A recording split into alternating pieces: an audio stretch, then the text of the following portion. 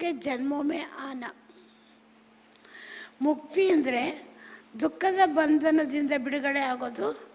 ಜೀವನ್ಮುಕ್ತಿ ಅಂದರೆ ಸುಖದ ಜನ್ಮದಲ್ಲಿ ಬರೋದು, ಸುಖದ ಜನ್ಮಗಳಲ್ಲಿ ಬರೋದು. ಓಂ ಶಾಂತಿ. अभी अभी हमारा सद्गुरु निराकार परमात्मा है जो पारलौकिक सर्वशक्तिवान समर्थ है. ಈಗ ನಮ್ಮ ಸದ್ಗುರು ನಿರಾಕಾರ ಪರಮಾತ್ಮ ಯಾರು ಪಾರಲೌಕಿಕ ಸರ್ವಶಕ್ತಿವಂತ शक्तिशालियागिದ್ದಾನೆ. गुरु का संबंध होता ही है मुक्ति जीवन मुक्ति देने के लिए. गुरुविನ संबंधने मुक्ति जीवन मुक्ति ಗಾಗಿ. वो चीज़ कोई लौकिक गुरु द्वारा मिलनी नहीं है, क्योंकि वो सब जन्म मरण में आते हैं. मुक्ति जीवन मुक्ति लौकिಕ ಗುರುಗಳಿಂದ ಏನೂ ಸಿಗೋದಿಲ್ಲ, ಏಕೆಂದರೆ ಅವರು ಸ್ವಯಂ ಜನ್ಮ ಮರಣದಲ್ಲಿ ಬರ್ತಾರೆ. मुक्ति जीवन मुक्ति तो अजन्मा ही देगा ना. ಮುಕ್ತಿ ಜೀವನ್ ಮುಕ್ತಿ ಕೊಡೋರು ಜನನ ಮರಣದಲ್ಲಿ ಬರದೇ ಇರೋರು, ಅಜನ್ಮ ಯಾರಾಗಿದ್ದಾರೋ ಅವ್ರು ತಾನೇ ಕೊಡ್ತಾರೆ. वो एक ही सद्गुरु है. अजन्म केवल ಒಬ್ಬ सद्गुरु, बाकी तो सब गुरु है इस लोक के. ಉಳಿದವರೆಲ್ಲ ಈ ಲೋಕದ ಗುರುಗಳು. वो भी पुनर्जन्म में आने वाले और हम भी पुनर्जन्म में आने वाले. ಈ ಲೋಕದ ಗುರುಗಳು ಪುನರ್ಜನ್ಮದಲ್ಲಿ ಬರೋರೇನೆ, ನಾವು ಕೂಡ ಪುನರ್ಜನ್ಮದಲ್ಲಿ ಬರೋರೇನೆ. पुनर्जन्म तो सत्युग में भी होते, परंतु वो कर्म बंधन के दुख का जन्म नहीं है. ಪುನರ್ಜನ್ಮ ಅಂತೂ ಸತ್ಯುಗದಲ್ಲೂ ಆಗುತ್ತೆ, ಆದರೆ ಅದು ದುಃಖದ ಜನ್ಮ ಅಲ್ಲ. कर्म बंधन ಮಾಡುವಂಥ ದುಃಖದ ಜನ್ಮ ಅಲ್ಲ. वहाँ कर्म अकर्म हो जाते. हम अभी के इस पुरुषार्थ से पूर्ण प्रारब्ध लेते. ಅಲ್ಲಿ ನಾವು ಮಾಡೋ ಕರ್ಮ ಎಲ್ಲ ಒಳ್ಳೆ ಕರ್ಮ ಆಗುತ್ತೆ. ನಾವು ಈಗಿನ 21 ಜನ್ಮದ ಪುರುಷಾರ್ಥದ ಪ್ರಾರಬ್ಧವನ್ನು ಪಡಿತೇವೆ. नहीं, अभी ही सब कुछ करना है. ನಾವು ಈ ಅಲ್ಲಿ ಹೋಗಿ ಏನೋ ಮಾಡೋದಲ್ಲ, ಈಗಲೇ ನಾವೆಲ್ಲ ಮಾಡಬೇಕು. अब हम समझते हैं कि जीवन मुक्ति है ही 21 जन्मों की और मिलती भी सद्गुरु द्वारा. ಈಗ ನಮಗೆ ಗೊತ್ತಿದೆ ಜೀವನ್ ಮುಕ್ತಿ ಇರೋದೇ 21 ಜನ್ಮಗಳದ್ದು, ಅದು ಸಿಗೋದು ಕೂಡ ಸದ್ಗುರುವಿನ ಮೂಲಕ. जीवन मुक्ति से मुक्ति को सिद्ध करता है. ಜೀವನ್ ಮುಕ್ತಿಯಿಂದ ಮುಕ್ತಿನೂ ಕೂಡ, ಯಾಕೆ ಜೀವನ್ ಮುಕ್ತಿ ಪಡಿಬೇಕು ಅಂದರೆ ಮೊದಲು ಮುಕ್ತಿಗೆ ಹೋಗಬೇಕು, ಮುಕ್ತಿನೂ ಸ್ಪಷ್ಟ ಆಗುತ್ತೆ. मुक्ति होती तब जब जीवन मुक्ति मिलती है. ಮುಕ್ತಿ ಸಿಗಬೇಕಾದ್ರೂ ಕೂಡ ಜೀವನ್ ಮುಕ್ತಿ ಹೋಗ್ಬೇಕು ಸಿಗುತ್ತೆ, ಆವಾಗ ನಾವು ಮುಕ್ತಿಗೆ ಹೋಗಿ ಜೀವನ್ ಮುಕ್ತಿ ಪಡಿಬೇಕು. ಏಕ ಕರ್ತವ್ಯ ಏಕ ಸದ್ಗುರು ही कर सकता. ಮುಕ್ತಿಗೆ ಹೋಗಿ ಜೀವನ್ ಮುಕ್ತಿಯನ್ನು ಪಡೆಯುವಂಥ ಒಂದು ಕರ್ತವ್ಯನ ಕೇವಲ ಒಬ್ಬ ಸದ್ಗುರು ಮಾತ್ರ ಕಲಿಸಬಲ್ಲ.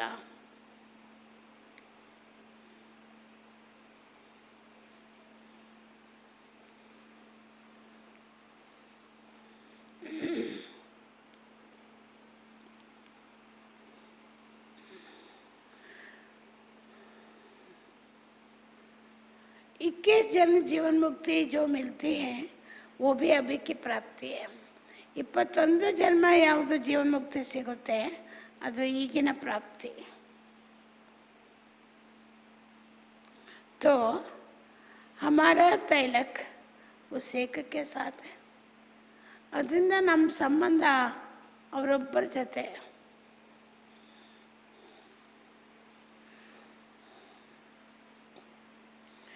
और सब देह सहित देह के संबंध टूट जाते हैं.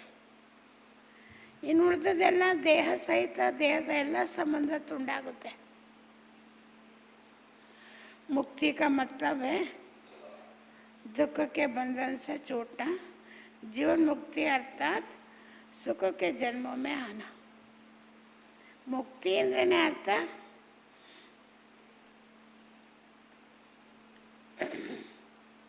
ದುಃಖದ ಬಂಧನಗಳಿಂದ ಬಿಡುಗಡೆ ಆಗೋದು. ಜೀವನ್ಮುಕ್ತಿ ಅಂದರೆ ಸುಖದ ಜನ್ಮಗಳಲ್ಲಿ ಬರೋದು. ಈ ಕಾರ್ಯ ಉನ್ಕಾ ಹಿ ಹೈ, ಈ ಕಾರ್ಯ ಅವ್ರದ್ದು, ಇದನ್ನು ಕಲಿಸ್ಕೊಡೋದು. उसका हिसाब किताब भोगना ही पड़ेगा ना. तो देह के सब संबंध अभी नहीं छूटे हैं, तो दुख का कर्म बंधन का नाता है. ದೇಹದ ಎಲ್ಲ ಸಂಬಂಧ ಇವಾಗ ತುಂಡಾಗದೇ ಇದ್ದರೆ ಆಗ ದುಃಖದ ಕರ್ಮ ಬಂಧನದ ಸಂಬಂಧ ಇದೆ ಅಂತ ಅರ್ಥ. ಉಸ್ಕಾ ಹಿಸಾಬ್ ಕಿತಾಬ್ ಭೋಗ್ನಾ ಪಡೇಗ. ಆವಾಗ ಆ ಲೆಕ್ಕಾಚಾರ, ದೇಹದಾರಿಗಳ ಜೊತೆ ಕರ್ಮ ಬಂಧನ ಮುಗ್ದಿಲ್ಲ ಅಂದರೆ ಆ ಲೆಕ್ಕಾಚಾರನ ಅನುಭವಿಸ್ಬೇಕಾಗುತ್ತೆ. ಜೈಸೆ ಜೀವನ ಕಾ ಸಂಬಂಧ ಅಪ್ನೆ ಆಪ್ ಸೆ ಹೈ ನಾ, ಹೇಗೆ ಜೀವನದ ಸಂಬಂಧ ನಿಮ್ಮ ಜೊತೆಯಲ್ಲೇ ಇದೆ ಅಲ್ವಾ. ಇಸ್ಕೋ ಬಹುತ್ ಥೋಡೆ ಸಮಜ್ತೆ. ನಮ್ಮ ಜೊತೆಯಲ್ಲಿ ನಮ್ಮ ಜನ್ಮ, ಇದರ ಅರ್ಥ ಭಾಳ ಕಡಿಮೆ ಅರ್ಥ ಮಾಡ್ಕೊಳ್ಳೋದು ಜನ. ಎಲ್ಲರೂ ಅರ್ಥ ಮಾಡ್ಕೊಳಕ್ಕಾಗಲ್ಲ. मनसा वाचा कर्मणा सब जीवन के नाते को जानते हैं. मनसा वाचा कर्मಣ ಇದೆಲ್ಲ ಜೀವನದ ಸಂಬಂಧದಿಂದ ಅರ್ಥ ಆಗೋದು. वैसे ही मन वाणी कर्म से सब उनके पास ट्रांसफर करना है. ಹಾಗೆ ನಮ್ಮ ಮನಸ್ಸು, ವಾಣಿ, ಕರ್ಮ ಎಲ್ಲವೂ ಕೂಡ अजन्मन बड़ी शुभ बुर बड़ी ट्रांसफ़र ಮಾಡಬೇಕು. सिर्फ बुद्धियोग द्वारा याद नहीं करना, लेकिन मन वाणी कर्म सबसे उनका हो जाना है. ಏನೂ ಮಾಡದೆ ಬರೀ ಬುದ್ಧಿಯೋಗದಿಂದ ಅವ್ರ ನೆನಪು ಮಾಡ್ಕೊಂಡು ಕೂತಿರೋದಲ್ಲ. ಆದರೆ ಮನ ವಾಣಿ ಕರ್ಮದಲ್ಲೂ ಅವ್ರಿಗೆ ಅರ್ಪಿತ ಆಗಿಬಿಡ್ಬೇಕು ನಾವು.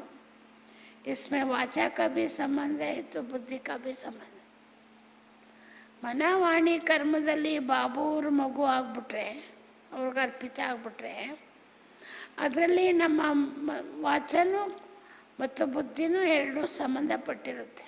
ಬಾಬೂರಿಗೆ ಅರ್ಪಣೆ ಮಾಡಬೇಕಾದ್ರೆ ಮನಸ್ಸಿನಿಂದನೂ ಬಾಬೂರ ಮಗು, ಬುದ್ಧಿಯಿಂದನೂ ವಾಚೆಯಿಂದನೂ ಬಾಬೂರ ಮಗು, ಕರ್ಮದಿಂದನೂ ಬಾಬೂರ ಮಗು ಆಗಬೇಕು. ಅಂದರೆ जबकि करावनहार उपस्थित है तो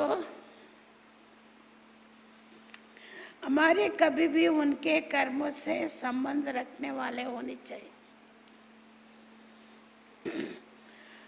ಈಗ ಮಾಡಿಸುವಂಥ ತಂದೆ ಉಪಸ್ಥಿತ ಇದ್ದಾನೆ ಅಂದಾಗ ನಮ್ಮ ಕರ್ಮನೂ ಕೂಡ ಅವರ ಕರ್ಮಕ್ಕೆ ಸಂಬಂಧಪಟ್ಟಿರಬೇಕು. ವಾಚಾ ಭೀ ವಹಿ ಹೋ ಜೋ ಭಗವಾನ್ ವಾಚ. ನಮ್ಮ ವಾಚನೂ ಕೂಡ ಭಗವಾನ್ ವಾಚನೇ ಆಗಿರಬೇಕು. ಮನಸಾ ಭೀ ವಹಿ ಹೋ ಅರ್ಥಾತ್ ಉನ್ಕಿ ಯಾದ್ ಕರ್ನ. ನಮ್ಮ ಮನಸ್ಸು ಕೂಡ ಅವ್ರನ್ನೇ ನೆನಪು ಮಾಡುವಂಥದ್ದಾಗಿರಬೇಕು. ಭಗವಾನ್ ಸೆ ಪೂರಾ ಸಂಬಂಧ ರಖನ, ತಭಿ ಪೂರ್ಣ ಮುಕ್ತಿ ಜೀವನ್ ಮುಕ್ತಿ ಮಿಲ್ ಸಕ್ತಿ. ಭಗವಂತನ ಜೊತೆಯಲ್ಲಿ ಪೂರ್ಣ ಸಂಬಂಧ ಬೆಳೆಸಿದ್ರೆ ಆಗ ಪೂರ್ಣ ರೀತಿಯಲ್ಲಿ ಮುಕ್ತಿ ಮತ್ತು ಜೀವನ್ ಮುಕ್ತಿ ಸಿಗುತ್ತೆ.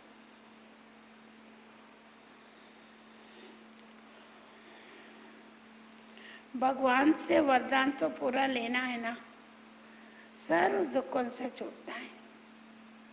ಭಗವಂತನಿಂದ ವರದಾನ ಪಡಿಬೇಕು, ಸರ್ವ ದುಃಖಗಳಿಂದ ಬಿಡುಗಡೆ ಆಗಬೇಕು. ಅಗರ್ ಸಜಾಯೇ ಕಾಯಿತೋ ವೋ ಭಿ ದುಃಖವ. ಏನಾದ್ರು ಶಿಕ್ಷೆನ ಅನುಭವಿಸಿದ್ರೆ ಅದು ಕೂಡ ದುಃಖನೇ. कर्म बंधन छूटने का मतलब कर्म बंधनों की सजाओं के दुखों से भी छूटना. कर्म ಬಂಧನಗಳಿಂದ ಬಿಡುಗಡೆ ಆಗೋದು ಅಂದರೆ ಅರ್ಥ कर्म ಬಂಧನಗಳ ಶಿಕ್ಷೆಯ ದುಃಖದಿಂದನೂ ಬಿಡುಗಡೆ ಆಗೋದು ಅಂತ ಅರ್ಥ. ऐसा नहीं सजा का कर मुक्त होता है, होना है. ಹಾಗೆ ತಿಳ್ಕೊಂಬಿಡಿ ನಾವು ಶಿಕ್ಷೆನ ಅನುಭವಿಸಿ ಮುಕ್ತರಾಗ್ಬಿಡ್ತೀವಿ ಅಂತ. लेकिन संपूर्ण दुख से छूट संपूर्ण सदा काल के सुख को प्राप्त करना है. ಆದರೆ ಸಂಪೂರ್ಣ ದುಃಖದಿಂದ ಬಿಡುಗಡೆಯಾಗಿ ಸಂಪೂರ್ಣವಾಗಿ ಸದಾ ಕಾಲಕ್ಕೆ ಸುಖದ ಪ್ರಾಪ್ತಿ ಮಾಡ್ಕೊಳ್ಬೇಕು. ಸಂಪೂರ್ಣವಾಗಿ ದುಃಖದಿಂದ ಬಿಡುಗಡೆ ಆಗೋದು ಹೆಂಗೆ? ಏನು ಹೇಳಿದ್ರು ಮಾಮ? ಅರ್ಥ ಏನು ಹೇಳಿದ್ರು?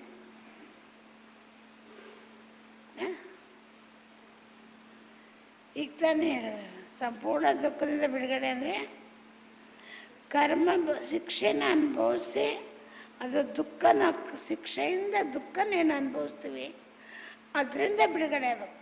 ಅದು ಸಂಪೂರ್ಣ ದುಃಖದಿಂದ ಬಿಡುಗಡೆ ಅಂತ.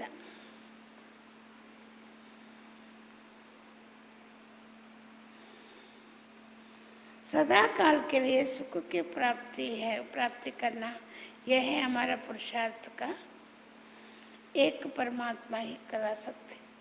ಸಂಪೂರ್ಣ ದುಃಖದಿಂದ ದೂರ ಮಾಡಿ ಬಿಡುಗಡೆ ಮಾಡಿ ಸಂಪೂರ್ಣ ಸದಾಕಾಲದ ಸುಖದ ಪ್ರಾಪ್ತಿಯನ್ನು ಮಾಡಿಸೋದೇ ನಮ್ಮ ಪುರುಷಾರ್ಥ.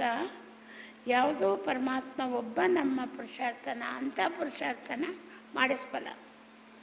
ಸಂಪೂರ್ಣ ದುಃಖದಿಂದ ಬಿಡುಗಡೆ ಮಾಡಿ ಸಂಪೂರ್ಣವಾಗಿ ಸದಾಕಾಲದ ಸುಖದ ಪ್ರಾಪ್ತಿ ಮಾಡಿಸುವಂಥದ್ದು.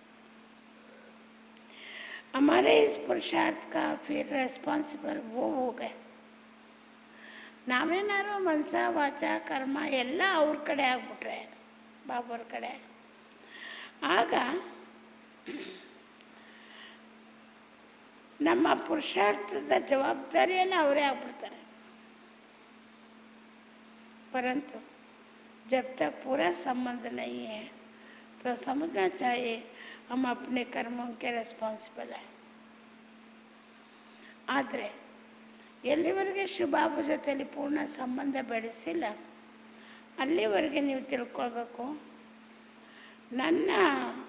ನಾನು ಮಾಡುವಂಥ ಕರ್ಮಕ್ಕೆ ನಾನೇ ಜವಾಬ್ದಾರಿತ ಅಂತ. ಬಾಬವ್ರ ಜೊತೆ ಪೂರ್ಣ ಸಂಬಂಧ ಇಲ್ಲದೆ बाबर जवाबदारिता ಆಗಲಿಕ್ಕೆ ಸಾಧ್ಯ ಇಲ್ಲ. हमारे कर्मों का रेस्पॉन्सिबल वो तब होगा जब हम उनके पूरे बने. ನಮ್ಮ ಕರ್ಮಗಳ ಜವಾಬ್ದಾರಿ ಅವರಾಗಬೇಕಾದ್ರೆ ನಾವು ಯಾವಾಗ ಪೂರ್ಣ ಅವ್ರ ಕಡೆ ಆಗ್ತೀವಿ, ಅವ್ರ ಮಗು ಆಗ್ತೀವಿ. उनके हाथ में हाथ देना अर्थात ಅವ್ರ ಕೈಯಲ್ಲಿ ನಮ್ಮ ಕೈ ಕೊಡೋದು ಅಂದ್ರೇ ಅರ್ಥ. ಏನರ್ಥ? ಏನರ್ಥ? पूरा संबंध जोड़ना, पूर्ण संबंध बाबूर ಜೊತೆಯಲ್ಲಿ ಬೆಳೆಸೋದು, उनके ही कर्तव्य में लग जाना. ಅವ್ರ ಸಂಬಂಧ ಪೂರ್ಣ ಬೆಳೆಸೋದು ಮಾತ್ರ ಅಲ್ಲ, ಅವರ ಕರ್ತವ್ಯದಲ್ಲೇ ನಮ್ಮನ್ನು ತೊಡಗಿಸ್ಕೊಳ್ಳೋದು. अगर कुछ कर्म बंधन को संभालने में लगे तो उस परमात्मा की सेवा में ज़रूर कुछ कम हो जाएगा. ಒಂದು ವೇಳೆ ನಾವೇನಾದರೂ ಕರ್ಮ ಬಂಧನವನ್ನು ಜೋಪಾನ ಮಾಡಿಕೊಡೋದ್ರಲ್ಲಿ ತೊಡಗಿಬಿಟ್ಟಿದ್ರೆ ಪರಮಾತ್ಮನ ಸೇವೆಯಲ್ಲಿ ಕೊರತೆ ಆಗ್ಬಿಡುತ್ತೆ. इसलिए तन मन धन से उनकी सेवा में लगाना. ಅದರಿಂದ ತನು ಮನ ಧನವನ್ನೆಲ್ಲ ಅವನ ಸೇವೆಯಲ್ಲಿ ತೊಡಗಿಸ್ಬೇಕು. उनका पूरा बनकर उनके कार्य में पूर्ण मददगार साथी बनेंगे तो उसका रिटर्न भी इतना ही मिलेगा. ಅವರ ಪೂರ್ಣ ಮಗು ಆಗಿ ಅವರ ಕಾರ್ಯದಲ್ಲಿ ಪೂರ್ಣ ನಾನು ಸಹಯೋಗದ ಜೊತೆಗಾರನಾದರೆ ಆಗ ನನಗೆ रिटर्न ಆಗು ಕೂಡ ಪೂರ್ಣ ಸಿಗುತ್ತೆ. जैसे गवर्नमेंट की जो जितनी सेवा करता उससे उतना मिलता है ना. ಹೇಗೆ ಲೌಕಿಕದಲ್ಲಿ ಸರ್ಕಾರದಲ್ಲೂ ಕೂಡ ಯಾರು ಎಷ್ಟು ಕೆಲಸ ಮಾಡ್ತಾರೋ ಅಷ್ಟು ಸಂಬಳ ಸಿಗುತ್ತಲ್ವ.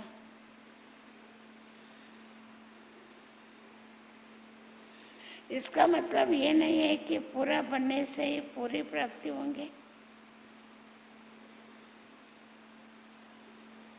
लेकिन पूरा मददगार भी बनना. ನಾವು ಬಾಬೂರ್ ಮಗು ಆಗ್ಬಿಟ್ರೇ ನಮಗೆ ಪೂರ್ಣ ಪ್ರಾಪ್ತಿ ಆಗುತ್ತೆ ಅಂತ ತಿಳ್ಕೊಂಬೇಡಿ. ಆದರೆ ನಾವು ಪೂರ್ಣ ಬಾಬೂರ್ ಕಾರ್ಯದಲ್ಲಿ ಸಹಯೋಗಿನೂ ಆಗಬೇಕು.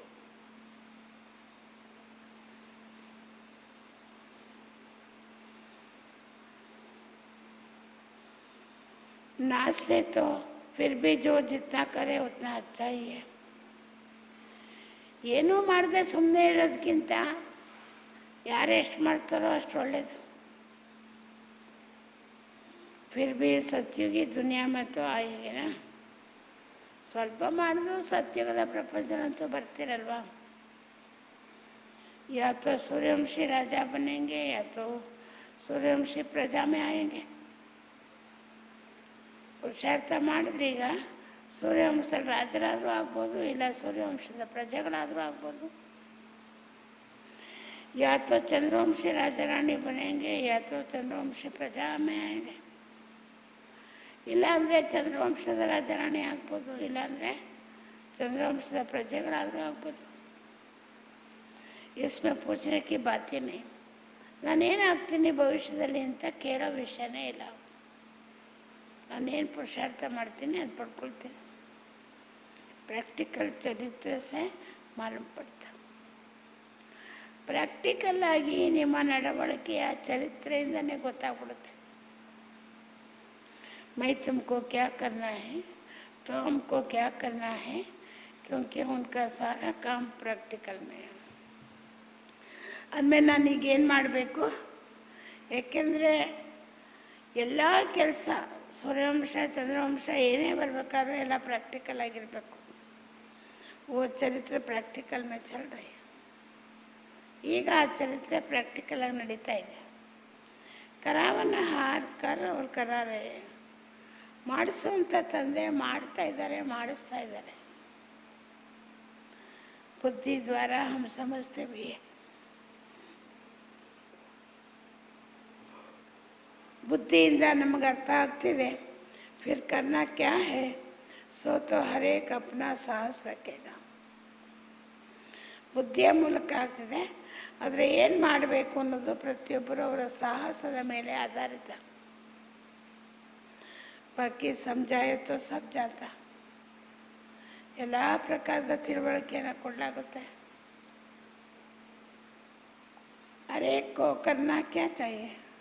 ಪ್ರತಿಯೊಬ್ಬರು ಏನು ಮಾಡಬೇಕು? सो तो अपनी हिम्मत अपना बल जितना होगा उतना कदम उठाएगा. ಎಷ್ಟು ತಮ್ಮ ಧೈರ್ಯ ಇದೆ, ತಮ್ಮಲ್ಲಿ ಶಕ್ತಿ ಇದೆ, ಅಷ್ಟು ಮುಂದೆ ಹೆಜ್ಜೆಯನ್ನು ಹಾಕ್ಬೋದು.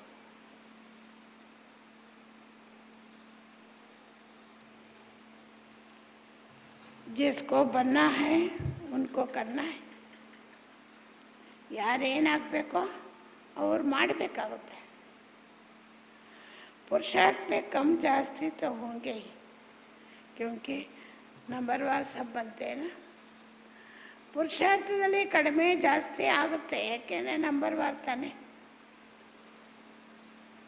ಬಲ್ ಜಾನ್ತೆ ಹೇ ಕಲ್ಪ ಪೈಲೆ ಬನೆ ಥೇ ವಹಿ ಬನೆಂಗೆ. ಹಾಗಂತ ಗೊತ್ತು ನಮಗೆ, ಕಲ್ಪದ ಹಿಂದೆ ಯಾರೆಲ್ಲ ಆಗಿದ್ರು ಅವರೇ ಆಗ್ತಾರೆ ಅಂತ. पुरुषार्थ बने, पुरुषार्थ करने के बाद रिजल्ट निकलेगा. पुरुषार्थ ಮಾಡಿದ್ಮೇಲೆ ಫಲಿತಾಂಶ ಹೊರಡುತ್ತೆ. इसमें ये कहना नहीं होता है कि जैसे डायरेक्शन मिलेगा वैसा करें. ಅದರಿಂದ ಇದರಲ್ಲಿ ಪುರುಷಾರ್ಥ ಮಾಡಿದ ಮೇಲೆ ರಿಸಲ್ಟ್ ಹೊರಡುತ್ತೆ. ಅಯ್ಯೋ ನಾವು ಆ ರೀತಿ ಹೇಳಂಗಿಲ್ಲ, ಬಾಬು ಡೈರೆಕ್ಷನ್ ಹೆಂಗೆ ಬರುತ್ತೋ ಹಂಗೆ ಮಾಡ್ತೀವಿ ನಾವು ಅಂತ. पुरुषार्थ की चाल सिद्ध करता है कि किस प्रकार से लायक है. ಪುರುಷಾರ್ಥ ಮಾಡುವಂಥವರ ನಡವಳಿಕೆಯೇ ಸ್ಪಷ್ಟ ಮಾಡುತ್ತೆ ಅವರು ಯಾವ ಪ್ರಾರಬ್ಧಕ್ಕೆ ಯೋಗ್ಯರಾಗಿದ್ದಾರೆ ಅಂತ.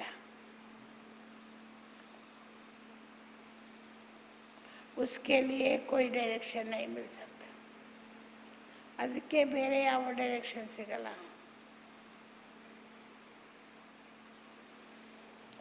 टोटल नॉलेज तो मिल ही रही है ना. राजा रानी बनने का पुरुषार्थ क्या है, प्रजा बनने का पुरुषार्थ क्या है. वाकई अपने को लायक बनाना वो तो अपने ऊपर है. ಟೋಟಲ್ ಆಗಿ ಪುರುಷಾರ್ಥ ಜ್ಞಾನ ಸಿಗ್ತಾ ಇದೆ ಅಲ್ವ ನಿಮಗೆ. ನೀವು ಯೋಗ್ಯರನ್ನಾಗಿ ಮಾಡ್ಕೊಳ್ಳೋದು ನಿಮ್ಮ ಮೇಲೆ ಸಂಬಂಧಪಟ್ಟಿದೆ, ನಿಮಗೆ ಸೇರಿದ್ದು.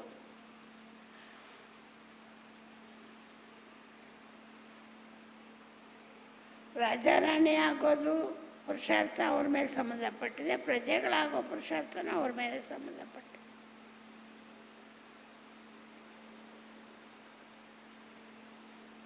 बाकी अपने को लायक बनाना है तो अपने ऊपर है.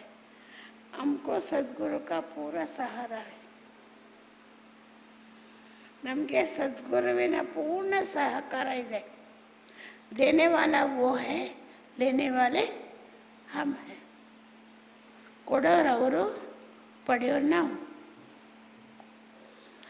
हम भी पुरुषार्थ की चाल से समझते, वो भी उनसे समझेंगे. ನಾವು ಕೂಡ ನಾವು ಮಾಡ್ತಾ ಇರೋ ಪುರುಷಾರ್ಥದ ರೀತಿಯಿಂದ ನಮಗೆ ಅರ್ಥ ಆಗುತ್ತೆ ಏನಾಗ್ತೀವಿ ಅಂತ. ಬಾಬರ್ಗೂ ಗೊತ್ತಾಗುತ್ತೆ. जो करेगा रिजल्ट निकलेगा, कहेंगे ये कल्प पहले वाले थे. ಯಾರು ಮಾಡ್ತಾರೋ ಫಲಿತಾಂಶ ಹೊರಡುತ್ತೆ, ಆಮೇಲೆ ಹೇಳಾಗುತ್ತೆ ಇವರು ಕಲ್ಪದ ಹಿಂದಿನವರು ಅಂತ. ऐसे तो नहीं कहते कल्प पहले ये बने थे, इनको ही पुरुषार्थ करना. ಮೊದಲು ಆ ಥರ ಹೇಳಲ್ವಲ್ಲ, ಕಲ್ಪದಿಂದ ಇವರು ಪುರುಷಾರ್ಥ ಮಾಡಿದಿಂದ ಇವರೇ ಮಾಡಬೇಕು ಅಂತ, ಎಲ್ಲರೂ ಮಾಡಬೇಕು ಅಂತ ಹೇಳಾಗುತ್ತೆ. भगवान भी ऐसा एडवांस नहीं लेते, एडवांटेज नहीं लेते. ಇವರು ಕಲ್ಪದಿಂದನವರು ಇವರೇ ಪುರುಷಾರ್ಥ ಮಾಡಬೇಕು ಅಂತ ಭಗವಂತನೂ ಅಡ್ವಾಂಟೇಜ್ ತಗೊಳ್ಳಲ್ಲ. इनको ही पुरुषार्थ करना नहीं, कल्प पहले ये बने थे, इनको ही पुरुषार्थ कराना. भगवान से ऐसा एडवांटेज नहीं लेते हैं. भगवान भी ऐसा एडवांटेज नहीं लेते. बनना है अपने पुरुषार्थ से. ಆಗೋದೆಲ್ಲ ತಮ್ಮ ತಮ್ಮ ಪುರುಷಾರ್ಥದಿಂದ. पढ़ाई सबको समान मिलती है, ಎಲ್ರಿಗೂ ಒಂದೇ ಥರ ವಿದ್ಯೆ ಸಿಗ್ತಾ ಇದೆ. फिर जो जितना पढ़ेगा उतना पद पाते. ಯಾರು ಎಷ್ಟು ಓದ್ತಾರೋ ಅಷ್ಟು ಪದ ಪಡಿತಾರೆ. जो करेगा सो पाएगा. ಯಾರು ಮಾಡ್ತಾರೋ ಅವರಷ್ಟು ಪಡಿತಾರೆ. ಸೊ ಇದುವರೆಗೂ ಮಮ್ಮವರ ತರಗತಿಯಲ್ಲಿ ಮುಖ್ಯಾಂಶ ಏನು ಕೇಳಿದ್ವಿ? ಪೂರ್ಣ ರೀತಿಯಲ್ಲಿ ದುಃಖದಿಂದ ಬಿಡುಗಡೆ ಆಗೋರಿಗೆ ಮುಕ್ತಿ, ಮತ್ತು ಪೂರ್ಣ ಸುಖಗಳ ಜನ್ಮ ಪಡೆಯುವಂಥವ್ರಿಗೆ ಜೀವನ ಮುಕ್ತಿ, ಸುಖಗಳ ಜನ್ಮ ಇರೋದು. ಅದಕ್ಕೆಲ್ಲ ಆಧಾರ ನಮ್ಮ ಪುರುಷಾರ್ಥ. ಈಗ ಬಾಬುವ್ರ ಮಗು ಪೂರ್ಣ ಆಗೋದು ಹೆಂಗೆ ಅಂತ ಇವತ್ತು ಹೇಳ್ಕೊಟ್ರು ಮಮ್ಮ. ಬರೀ ಬಾಬುವ್ರ ನೆನ್ಪು ಮಾಡಿಬಿಟ್ರೆ ಅಲ್ಲ, ಮನಸ್ಸು ಬಾಬುವ್ರಿಗೆ ಬಾಬುವ್ರದ್ದಾಗ್ಬಿಡ್ಬೇಕು. ನಮ್ಮ ಮನಸ್ಸು ವಚನನೂ ಬಾಬುವ್ರದ್ದಾಗ್ಬಿಡ್ಬೇಕು, ನಾವು ಮಾಡೋ ಕರ್ಮನೂ ಅವ್ರದ್ದಾಗ್ಬಿಡ್ಬೇಕು. ಅಷ್ಟೇ ತಿಳ್ಕೊಂಡು ಸುಮ್ಮನೆ ಯೋಗ ಮಾಡ್ಕೊಂಡು ಕೂತ್ಕೊಳ್ಳೋಂಗಿಲ್ಲ, ಸಹಯೋಗಿ ಆಗಬೇಕು. ಬಾಬುವ್ರ ಕಾರ್ಯದಲ್ಲಿ ಸಹಯೋಗಿ ಆಗಬೇಕು, ಪ್ರಾರಬ್ಧ ಪಡ್ಕೊಳ್ಳೋಕ್ಕೆ. ನಮ್ಮನ್ನು ನಾವು ಯೋಗ್ಯ ಮಾಡ್ಕೊಳ್ಬೇಕು ಪುರುಷಾರ್ಥ ಮಾಡಲಿಕ್ಕೆ. ಅದರಿಂದ ಸತ್ಯುಗದಲ್ಲೆಲ್ಲ ಯಾವತ್ತೂ ದುಃಖ ಅನುಭವಿಸಲ್ಲ. ಈಗ ನಾವೆಲ್ಲ ಮಾಡಿ ಸತ್ಯುಗದಲ್ಲಿ ಪಡೆಯೋದು.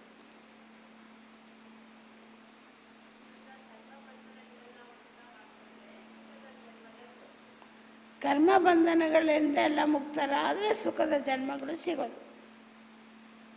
ದುಃಖದಿಂದೆಲ್ಲ ಬಿಡಿಸ್ಕೊಂಡ್ರೆ ಮುಕ್ತಿ ಸಿಗೋದು.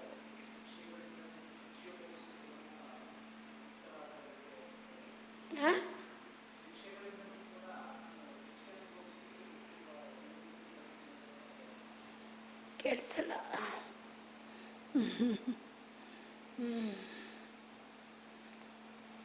ಆದ್ದರಿಂದ ಇವತ್ತೇನು ಮುಖ್ಯ ಪಾಯಿಂಟು ಮಮ್ಮವ್ರದ್ದು ಇಷ್ಟೊತ್ತು ಕೇಳಿದ್ವಿ, ಅದನ್ನು ರಿವೈಸ್ ಮಾಡ್ಕೊಳ್ಳಿ ಏಕಾಂತವಾಗಿ. ಈಗ ಪುನಃ ರಾತ್ರಿ ಕ್ಲಾಸ್ ಇರಲ್ಲ, ಎಲ್ಲರೂ ರಿವೈಸ್ ಮಾಡಿಕೊಂಡು ಊಟ ಮುಗಿಸಿ ರಾತ್ರಿ ಊಟ ಎಲ್ಲಿ ಬೇಕಾದ್ರೂ ಶಾಂತಿ ಶಿಖರದಲ್ಲಾದ್ರೂ ಯೋಗ ಮಾಡಿ, ಎಲ್ಲರೂ ಮಾಡಿ. ನಿಮ್ಗೆ ಎಲ್ಲಿ ಬೇಕು ಒಂದು ಸ್ವಲ್ಪ ಹೊತ್ತು, ಒಂದು ಅರ್ಧ ಗಂಟೆ ಆದರೂ 8 ಗಂಟೆ ಚಾರ್ಟು ನಿಮ್ಮದು 3 ದಿವಸದ್ದು ತೋರಿಸ್ಬೇಕು. ಆಮೇಲೆ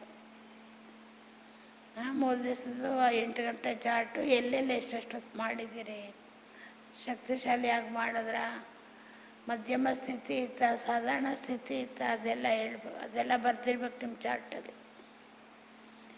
ಓಂ ಶಾಂತಿ. ಈಗ 1-2 ನಿಮಿಷ ಬಾಬೂರ ಮಗು ಜನ ಕೇಳಿದರು, ಲಾಯರ್ ಪ್ರಭು ಅಣ್ಣ ಅಂತ. ಅವರು ನಮ್ಮ ಎಲ್ಲ ಪೇಪರ್ಗಳಿಗೆ ಜಡ್ಜ್ಮೆಂಟ್ ಕೊಡೋರು, ಇದೆಲ್ಲ ಕರೆಕ್ಟಾಗಿದೆಯಾ ಇಲ್ವಾ ಅಂತ. ಅವ್ರು ತಿಳಿಸಿದ್ಮೇಲೆ ಮಧುಬನವ್ರು ಕ್ಲಿಯರ್ ಮಾಡೋರು. ಅವರು ಕರೋನಾ ಬಂದು 1 ತಿಂಗಳಿಂದ ಆಸ್ಪತ್ರೆಯಲ್ಲಿದ್ದು ನೆನ್ನೆ ದೇಹ ಬಿಟ್ಟಿದ್ದಾರೆ. ನೆನ್ನೆ ನಾವು ಯೋಗ ಮಾಡೋಕ್ಕಾಗಲಿಲ್ಲ. ಈಗ ಅವರು ಪ್ರತಿ ಯೋಗ ಮಾಡೋಣ, ಹಾಡು ಹಾಕೋದು ಬೇಡ, ಹಾಗೆ ಯೋಗ ಮಾಡೋಣ. 1-3 ನಿಮಿಷ ನಂತರ 8:30 ಕರೆಕ್ಟಾಗಿ ನೀವು ಇವಾಗ ಪ್ರಪಂಚದ ಆತ್ಮಗಳಿಗೆ ಯೋಗದಾನ ಮಾಡುವಂಥ ಹಾಡು ಹಾಕಿ.